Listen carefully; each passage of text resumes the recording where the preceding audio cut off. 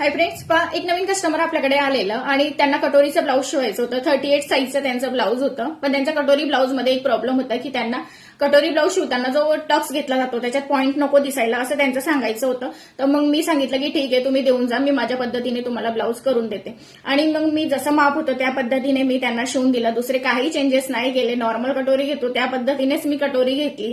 जो टक्स आपण टाकतो त्याच पद्धतीने मी टक्स टाकला. फक्त तिथे मी एक आडवा टक्स घेतला. डबल कटोरी कट करायचा झंझटही नाही घेतला मी इथे. फक्त सिंगल कटोरी ज्या पद्धतीने आपण नॉर्मल कट करतो त्याच पद्धतीने मी कट केलं होतं आणि फक्त मी तिथे आडवा टक्स टाकला आणि त्याच टक्स मी टाकून ते ब्लाऊज कंप्लीट करून त्यांना दिले.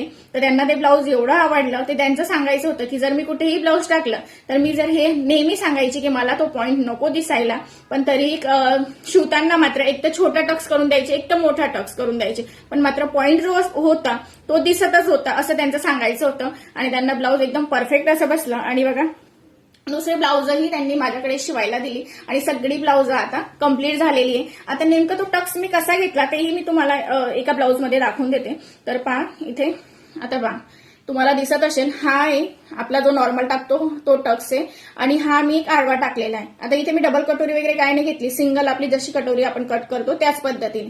फक्त जे इथं आपण दाबण्याचा जो भाग आहे तो तेवढा आपल्याला सोडून मग इथून जो टक्स आहे तो आपल्याला घ्यायचा आहे आणि जो इथला जो टक्स असतो त्याच्या पॉइंटवरती आपल्याला तिथं दाबून घ्यायचा आहे आणि इकडच्या साईडनेही आपल्या तेवढी जागा सोडून मग एवढापर्यंत आपल्याला तो टक्स घ्यायचा आहे. तर या पद्धतीने जर घेतला ना तो पॉइंट वगैरे आपला नाही दिसत, एकदम परफेक्ट असं ब्लाऊज बसतं आणि लुकही छान येतो ब्लाऊजचा. तर तुम्ही अशा पद्धतीने ट्राय करा. जर समजा तुम्हाला डबल कटोरी वगैरे ब्लाऊज नाही येत असेल तर या पद्धतीनेही तुम्ही हलकासा टक्स तिथे टाकू शकतात. कटोरी वगैरे कमी जास्त काय नाही होत, नॉर्मल पद्धतीने राहते. फक्त जे आपल्याला दाबण्यामध्ये जो साईड भाग मध्ये असतं तेवढी जागा सोडायची आणि आय हुक पट्टीकडे जेवढं असतं तेवढी जागा सोडून मग तो टक्स आपण तिथे टाकून घ्यायचा. जसं आपण इथला टक्स घेतो तेव्हाच तो पण टक्स आपल्याला टाकून घ्यायचा आहे. तुम्ही अशा पद्धतीने ट्राय करा मैत्रिणींनो. आणि व्हिडिओ आवडल्यास लाईक, फॉलो करायला विसरू नका.